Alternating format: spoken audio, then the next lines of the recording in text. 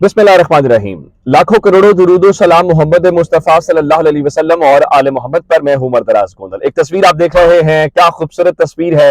ये तस्वीर पाकिस्तान के चीफ जस्टिस जो आने वाले चीफ जस्टिस हैं और पाकिस्तान के सीनियर मोस्ट जज after chief justice supreme court के अंदर जस्टिस काजी फाइज ईसा साहब की है। अब बहुत हैरान हो रहे होंगे कि काजी फाइज ईसा साहब बैठे हुए हैं और बिल्कुल उनके एक जानिब खड़े होकर एक शख्सियत तकरीर कर रही है और वो शख्सियत बहुत जानी पहचानी शख्सियत है। उस शख्सियत का नाम आसिफ अली जरदारी है।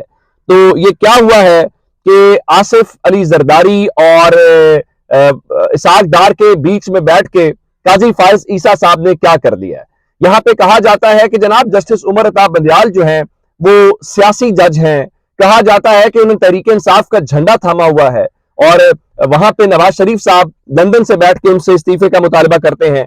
उसके बाद यहां पे मरियम नवाज साहिबा जो हैं वो नाम लेके बाकायदा तौर पे कहती हैं कि उन्होंने तहरीक इंसाफ के एजेंडे को। लेकिन आज सबसे खूबसूरत लम्हा वो था जब काजी फाइज ईसा साहब जो हैं वो पार्लियामेंट आए। आज यौम दस्तूर मनाया जा रहा है।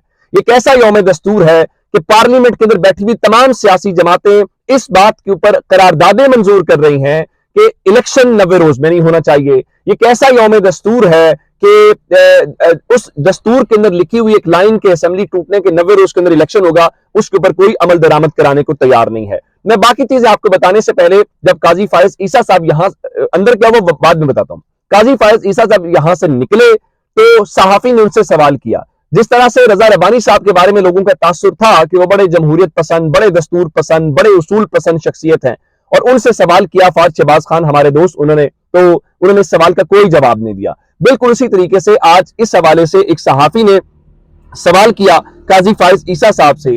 काजी फाइज ईसा साहब जो हैं उसका जवाब क्या दे पाए या नहीं दे पाए, जरा खुद देख लीजिए।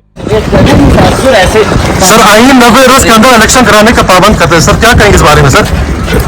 आप ये नहीं समझते आईन की सर क्लियर वायलेशन हो रही है सर? कैसा फ्यूचर के चीफ जस्टिस भी है सर।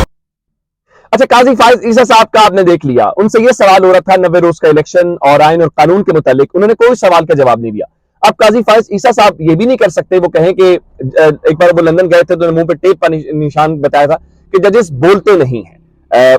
आमतौर पे हम यही सुनते आए हैं कि जजेस बोलते नहीं हैं, लेकिन आज जजेस बोलते भी हैं। शायद पाकिस्तान की 75 साल तारीख के अंदर कभी ऐसा नहीं हुआ कि कोई हाजिर सर्विस जज पार्लियामेंट में सियासतदानों के बीच में बैठा हो और उसने कोई तकरीर की हो। अब सवाल यहां पे ये उठाया जा रहा है जी वो दस्तूर की एक तकरीब थी, एक कन्वेंशन टाइप था, और इसलिए अगर कन्वेंशन था तो वहां पे करारदादें मंजूर किस लिए हो रही हैं, पहली बात।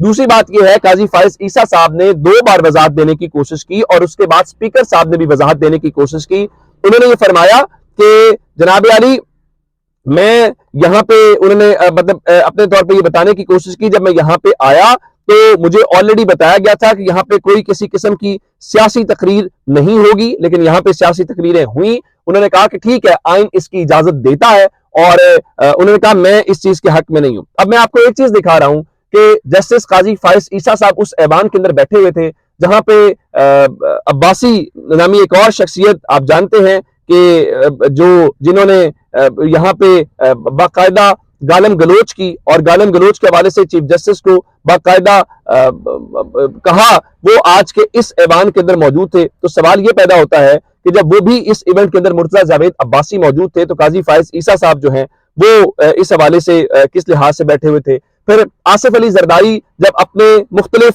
क्या कहते हैं कि अपने केसेस की बात कर रहे थे, मनी लॉन्ड्रिंग की, जाली अकाउंट्स की, तो काजी फाइज ईसा साहब इस दौरान बैठे हुए थे और काजी फाइज ईसा साहब ने आज आसिफ अली जरदारी से हाथ भी मिलाया।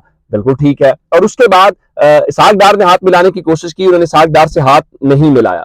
उन्होंने यहां पे ये कहा कि मुझे कहा गया था कि कोई सियासी तकरीर नहीं होगी, मैं सियासी तकरीरों से इत्तेफाक नहीं करता।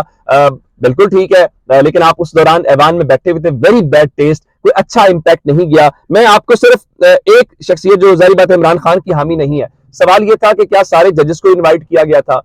सारे जजेस को इन्वाइट किया गया था, सारे जजेस आए क्यों नहीं है? अगर सारे जजेस को इन्वाइट नहीं किया गया था तो सिर्फ काजी फाइज ईसा साहब वहां पे क्यों गए हैं, ये भी एक सवाल है। उस हवाले से मैं बताना चाहता हूं कि जरा गरीदा फारूकी, वो तो इमरान खान की हामी नहीं है, वो क्या लिखती है। अच्छी बात है कि जस्टिस काजी फाइज ईसा को आईन पाकिस्तान की गोल्डन जुबली तकरीब बामुनक्किद कौमी असेंबली ऐवान में मदऊ किया गया, लेकिन ये दावत महज एक जज के लिए क्यों है? क्या सुप्रीम कोर्ट सिर्फ एक जज पे मुश्तमिल है? सुप्रीम कोर्ट के बाकी जज साहिबान इस तकरीब में मौजूद क्यों नहीं है? बिल्कुल गलत ऑप्टिक्स। दूसरे नंबर के ऊपर वो लिखती है मसरूफ थे या नहीं, दावत तमाम को दी गई या नहीं, मौजूदा हालात के तनाजुर में सिर्फ एक जज का सियासतदानों के झुरमट में कौमी असेंबली ऐवान में बैठना कतई तौर पर गलत है। जस्टिस काजी फाइज ईसा ने खुद अपनी क्रेडिबिलिटी को आज बड़ा धचका लगाया है। अब जरा इनकी आपने बात सुन ली है। दूसरी जानिब मेहर अब्बासी भी कोई कुछ ऐसी ही गुफ्तगू कर रही है। मेहर अब्बासी कह रही है क्या सारी जहानत तदबीर खत्म हो गई है? जस्टिस काजी फाइज ईसा ने आइन के 50 साल पूरे होने पर इस मज़हका केस खुसूसी दावत को कबूल करने का फैसला किया तो क्या सोच रहे थे? यकीनन जश्न मनाने बेहतर तरीके थे। सुप्रीम कोर्ट के एक नाजुक और मुतनाज़ वक्त में इससे बदतर ऑप्टिक्स क्या हो सकती है? अगले 6 माह में वो अगले चीफ जस्टिस हैं, समय से बालातर है। वाज़ेह तौर पर पार्लियामेंट में एक ऐसे वक्त ऐसे बैठकर सियासी पोजीशन क्यों लेंगे? तकरीर बता रही है कि ये रस्मी जश्न नहीं, सियासी बातें पार्लियामेंट में होंगी। क्यों और कैसे ये मालूम नहीं था। अब जरा अंदाजा कीजिए, ये तस्वीर देखिए कि काजी फाइज ईसा साहब की मौजूदगी के दौरान बिलावल जरदारी फरमा रहे थे कि अदलिया में एक सिलेक्टेड चीफ जस्टिस और फौज में एक सिलेक्टेड आर्मी चीफ होता है। अब इस सब के दौरान में काजी फाइज ईसा साहब को यकीनी तौर पे बहुत अच्छा लगा हुआ होगा और वो फरमाते हुए नजर आए, वजाहत करना चाह रहा हूं, मैं आइन की गोल्डन जुबली तकरीब में शिरकत के लिए आया था, कहा गया सिर्फ आइन की बात होगी, लेकिन सियासी बातें हुई। मैं सियासी बातों से इत्तेफाक नहीं करता, ना ही इन बातों पर कुछ कहना चाहूंगा। बिल्कुल ठीक है, लेकिन तहरीक इंसाफ ने वाज़ेह तौर पर इसका फौरी जवाब दिया। जाहिर है कि वो जवाब कैसे दिया मैं आपको बता देता हूं।